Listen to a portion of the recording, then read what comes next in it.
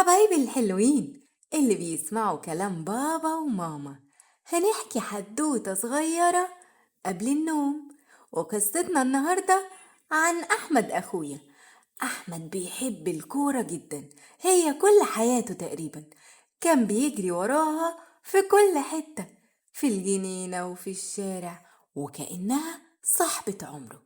كان بيحلم يكون لعيب كورة كبير، يلبس تيشيرت فريقه اللي بيحبه ويجيب جون يخلي الجماهير كلها تتجنن من الفرحة.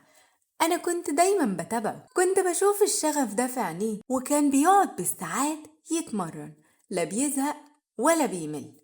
الشمس تغيب وتطلع وهو لسه بيجري ويشوط ويحاول يظبط كل حركة. كان فاكر إن المكسب هو أهم حاجة في الدنيا، وإن هو ده نهاية كل تعب. وفي يوم المدرسة أعلنت عن بطولة كورة بين الفصول. أحمد اتجنن من الفرحة، جمع كل أصحابه المقربين وخلى يوسف حارس مرمى لأنه هو شاطر جدا، وكريم المدافع اللي ما بيخافش من أي حاجة، وسامي المهاجم السريع اللي عنده مهارات جامدة جدا. كلهم كانوا بيحلموا بالكاس، والحي كله كان متحمس.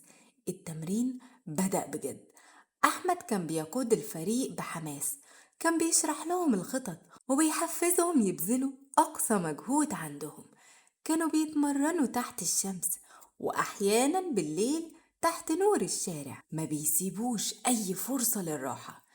أحمد كان مصدق إن التمرين هو الطريق الوحيد للمكسب.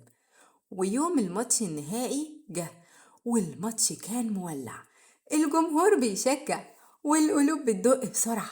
فريق أحمد كان بيلعب قدام فريق قوي جدا ومعروف بمهارته.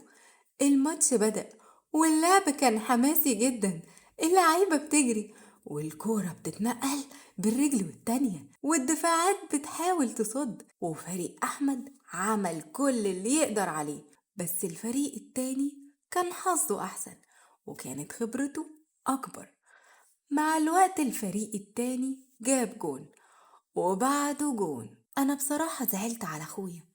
أحمد كان بيحاول بكل قوته، بس الأجوان كانت بتدخل واحد ورا التاني، وفي آخر الماتش الفريق خسر.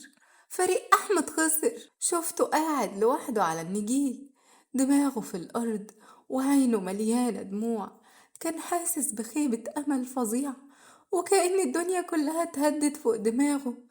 قربت منه بهدوء وقعدت جنبه، ما اتكلمتش في الأول، بس حطيت إيدي على كتفه بالراحة. بعد لحظات صمت قلت له بصوت حنين: أحمد، بصلي. رفع راسه ببطء وعينه كانت حمرا ووشه مبلول. كملت كلامي: أحمد، أنا عارفة إنك زعلان دلوقتي، الخسارة حاجة صعبة، بس تعرف إن اللعبة مش بس مكسب وخسارة. بصلي باستغراب، وكأن الفكرة دي ما خطرتش على باله قبل كده. كأنه بيقول: إزاي يعني؟ وراح قال لي: إحنا اتمرنا كل ده عشان نكسب. وكان صوته مخنوق. ابتسمت له وقلت له: أيوة، التمرين مهم جدا والاجتهاد ضروري، بس فاكر يا أحمد لما كنت بتضحك وبتلعب مع صحابك في التمرين؟ فاكر اللحظات الحلوة دي لما كنتوا بتتنافسوا بروح حلوة وبتساعدوا بعض؟ فاكر فرحة كريم لما جاب جون، ولما يوسف صد الكورة الخطيرة اللي كانت هتضيع الماتش؟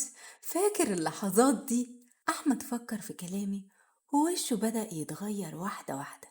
كملت كلامي وقلت له: الحياة يا أحمد زي الكورة بالظبط، مش دايما بنكسب، ساعات بنخسر وساعات بنكسب، بس الأهم هي الرحلة نفسها، هي المتعة اللي بنلاقيها في اللعب، في الجري ورا الكورة، في الصحاب اللي بنعملهم، في الروح الحلوة اللي بنتعلمها. تفتكر اللعيبة الكبار ما بيخسروش؟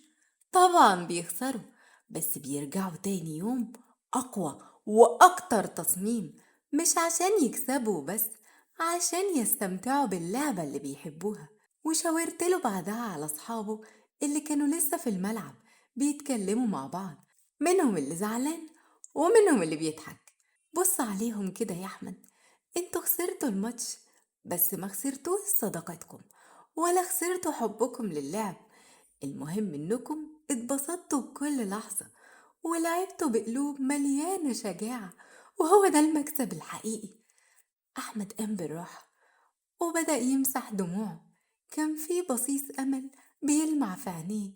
يعني أنا المفروض إن أنا أتبسط باللعب بغض النظر عن النتيجة؟ وقلت له أيوة، بالظبط كده يا بطل، الماتش أيوة خلص، بس متعة اللعب عمرها ما بتخلص. اتعلم من غلطك واتبسط بكل لحظة في الملعب، والصحاب أهم من أي كاس، ومتعة اللعب أحلى وأغلى من أي مكسب. ابتسم أحمد ابتسامة واسعة، ابتسامة رجعت الدفى لقلبي، وجرى على أصحابه وبدأ يتكلم معاهم بحماس. شفتهم بيضحكوا وبيخططوا للماتش اللي جاي. في اللحظة دي عرفت إن أخويا الصغير فهم أهم درس في الكورة وفي الحياة. مش مهم إنك تكسب دايما، المهم إنك تنبسط بالرحلة وتتعلم من كل تجربة، وتحافظ على الروح الرياضية والصحبة الحلوة.